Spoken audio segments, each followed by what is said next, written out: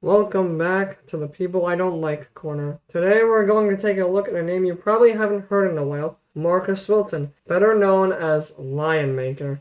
Now, if that didn't trigger a fucking Winter Soldier episode where your eyes start rolling into the back of your head, then strap in. Now, I want to start off by saying that I'm not here to recap or go on this long spiel about the lore of LionMaker, as there's tons of videos that have already done that. But, for the people who didn't grow up in the 2010s, LionMaker was a pretty big YouTuber back in the day who primarily made Minecraft content, and I'm guessing that you can already see where this is going. I don't even think I need to tell you how this ends, but I will. He was so well known that he even created content with the likes of Stampy Longhead until he was exposed as both a pedophile and a creep, as most Minecraft YouTubers tend to be. And as it turns out, this piece of trash was in a relationship with a 15-year-old child, among many other things, which we will mostly discuss at the end.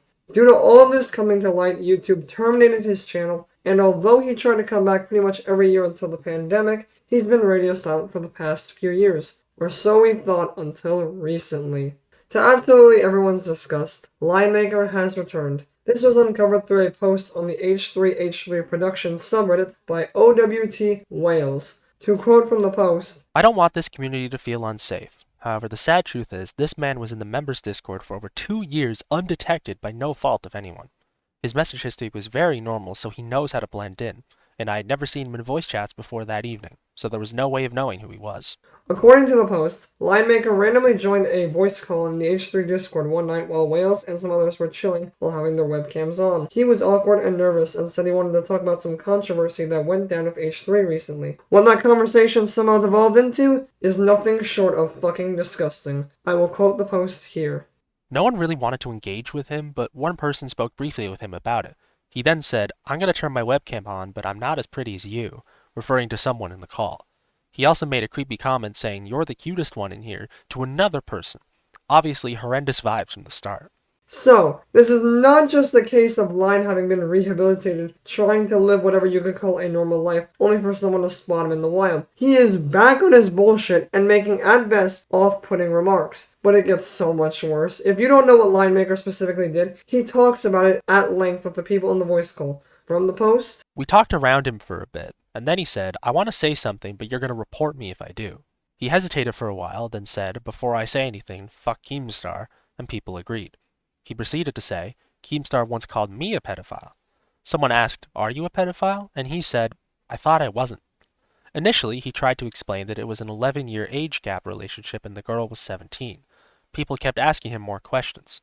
This is when I started recording, and the rest of the interaction can be seen in there. you thought you weren't a pedo. A decade older than a teenager, and this guy has the balls to say he thought he wasn't a pedophile. Oh my god, did something happen to this fucker's water supply? As mentioned, Wales attached a recording of the voice call, and thank god we have evidence of the rest of this scumbag's ranting. You can hear the whole voice call egging on LionMaker as he tries to explain why this pedophile label shouldn't be put on him, and basically, he fucks up. She was a fan of me. He was a fan of you for what?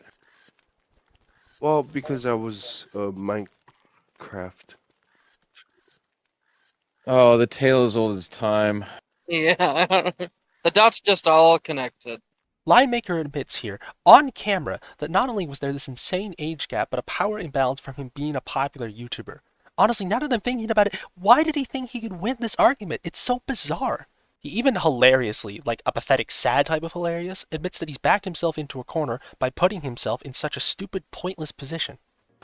Oh god, I just put myself in a corner, didn't I? The full recording is over half an hour long, but the Reddit post's cut of it caps off by Lion trying to downplay? Maybe explain, but I'm calling it downplaying the crimes that he committed. The way he goes about it is disgusting. Things like that in attraction don't go away. That's something that you're never going to be able to say that you're not. You know what I mean? So like No. you know, you Well, were born with terrible. No. you know. This is the Okay. this is the biggest misconception, is that the only reason I was attracted to her was because of like circumstance, right?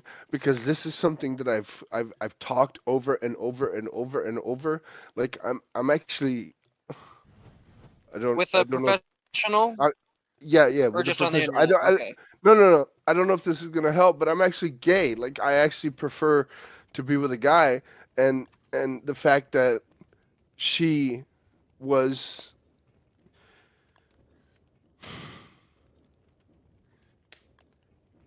Oh God, I just.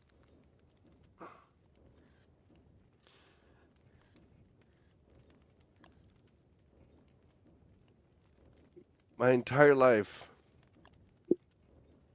I've preferred something other than what I pursued, you know, and sadly. LionMaker never finishes his thought here, he just lets another guy in the call speak on the importance of getting help from a professional. Why is he saying this? What is the point in explaining how the young girl he seduced acting like a guy fueled his attractions? Yeah, that's what this reads like. This would only really make sense if you were trying to explain the reasons behind your attraction, like, to a professional, in a professional setting. But we know that's not what's happening here. Wales himself says LionMaker was a pathetic pedophile trying to get sympathy from a Discord call of randoms here. And that's exactly what's happening. LionMaker thought that because all these people hate Keemstar, he could use that alone to garner pity from them and get them on his side. The fact that he feels the need to prioritize downplaying his crimes instead of believing in rehabilitation makes it such that when he says he doesn't feel like he's faced the choir enough, I have a hard time believing him. To be fair though, I'd have a hard time believing any pedophile. Now I know I said this video would not be a long rambling recap of LionMaker's history, but since LionMaker says he wants to face the choir, let's have him face it. Let's quickly go over what he thinks doesn't count as pedophilia, based both on my own research and that of Wales's. We know, objectively, that LionMaker confessed to being in a sexual relationship with a child, posted her nudes publicly on Twitter, and ended up in a psychiatric hospital as a result of an investigation into him allegedly distributing CP and raping someone. On top of this, he was accused of allegedly coercing nudes from children, selling children's underwear with his branding on it, and fondling himself at a voice call in front of children. A parent alleged that their 14-year-old son was so scared of LionMaker that he was having toilet problems. And after getting called out by Keemstar on Twitter about this all those years ago, he allegedly sent a video of a cut-up wrist, only for it to be someone else's photo that he stole off of the internet. To be a man that ill, capable of such horrendous things, is already bad enough. To try and defend that in a Discord server full of strangers in the midst of flirting with them and saying, oh no, that's a misconception, I didn't like her because of circumstance, I'm actually gay, is so just... Like, how do you even put that into words, man?